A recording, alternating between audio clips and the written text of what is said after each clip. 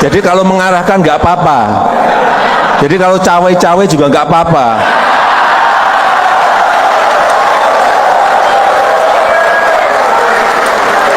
Karena kan di keluarga kita sendiri kan.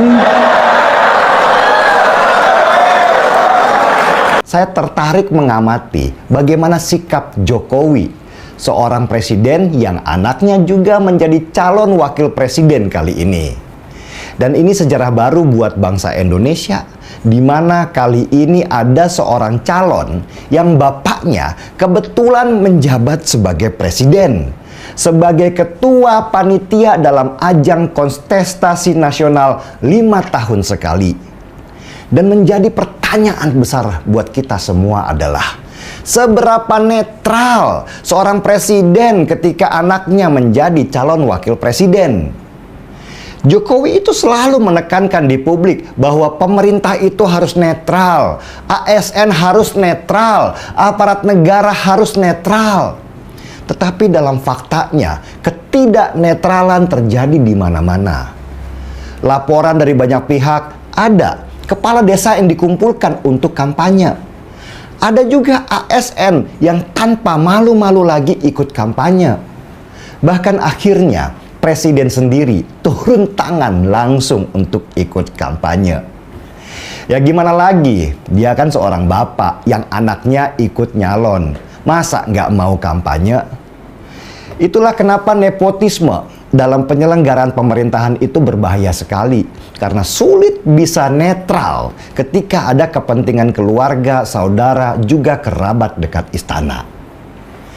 Tapi yang lebih menarik buat saya adalah, untuk apa presiden turun langsung kampanye?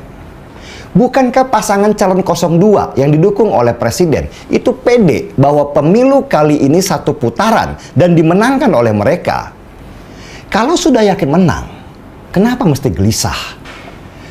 Dari informasi yang saya dapat, ternyata kenyataannya nggak begitu.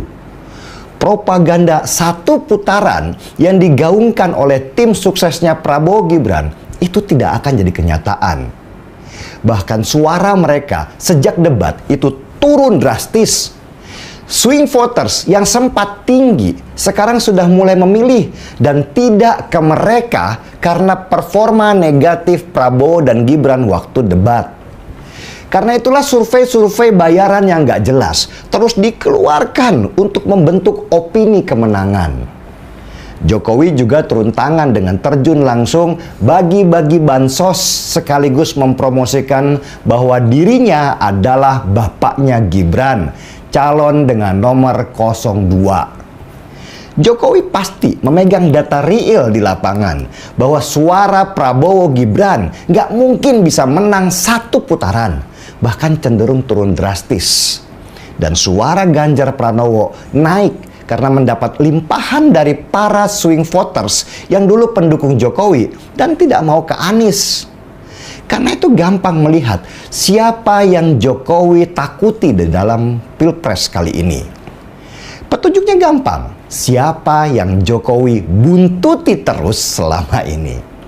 Ya pasti Ganjar.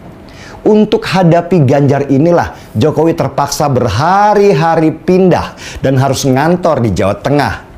Padahal tugasnya sebagai presiden mengharuskan dia ada di banyak tempat di Indonesia, bukan hanya di Jawa Tengah.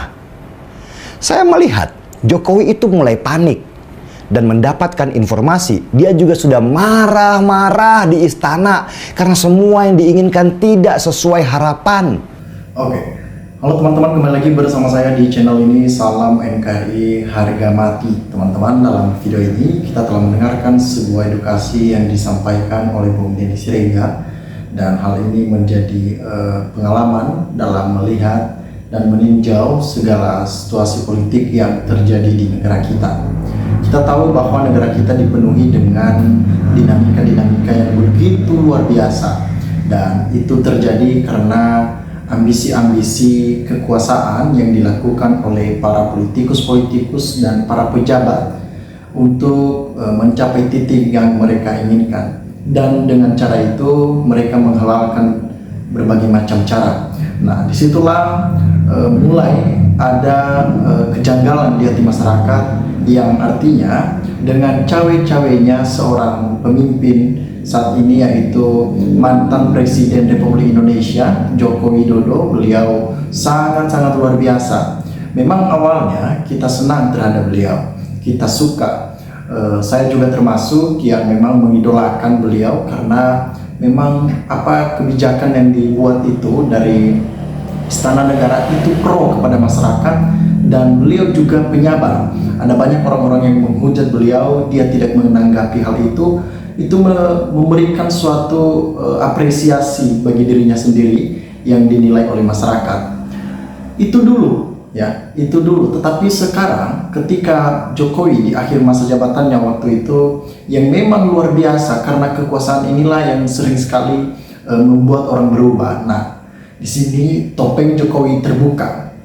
Topeng Jokowi terbuka ketika ia memberikan dan meloloskan anaknya Gibran Rakabuming Raka sebagai calon wakil presidennya Prabowo waktu itu, dan beliau menang.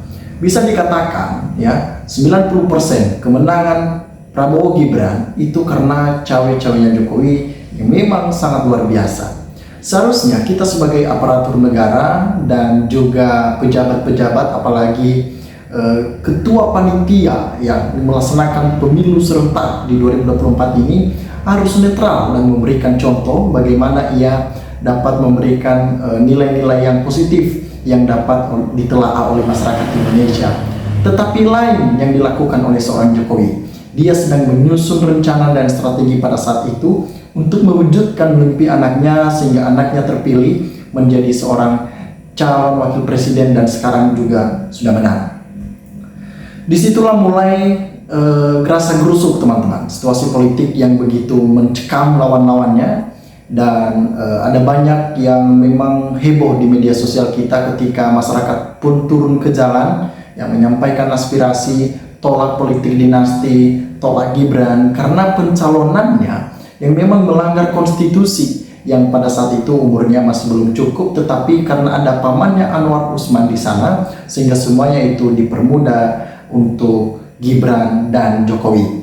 Nah, inilah yang membuat masyarakat geram yang tidak berterima dengan tindakan-tindakan seperti ini. Kenapa mereka tidak berterima? Karena mereka tahu bahwa saat ini Jokowi sedang membuat kubu yang begitu luar biasa. Nah, kita sebagai masyarakat Indonesia kan tahu akan hal ini.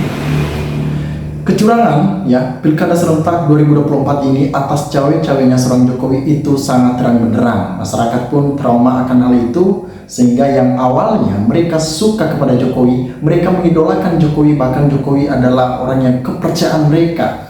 Tetapi sekarang mereka muak dengan kata yang namanya Joko Widodo. Itu sangat-sangat luar biasa.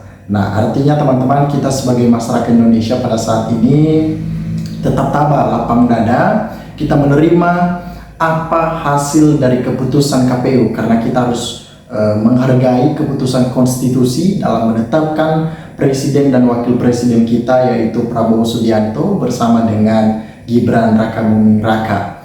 Nah, kita berterima akan hal itu. Nah, saat ini kita menitipkan masa depan Indonesia di pundaknya Prabowo bersama dengan Gibran, bagaimana mereka menyelesaikan tugas-tugas negara, apalagi IKN yang masih mangkrak saat ini, bagaimana mereka mengambil investasi dari luar untuk melanjutkan pembangunan tersebut sehingga berjalan dengan baik tanpa ada hambatan-hambatan apapun. Itu yang mereka inginkan.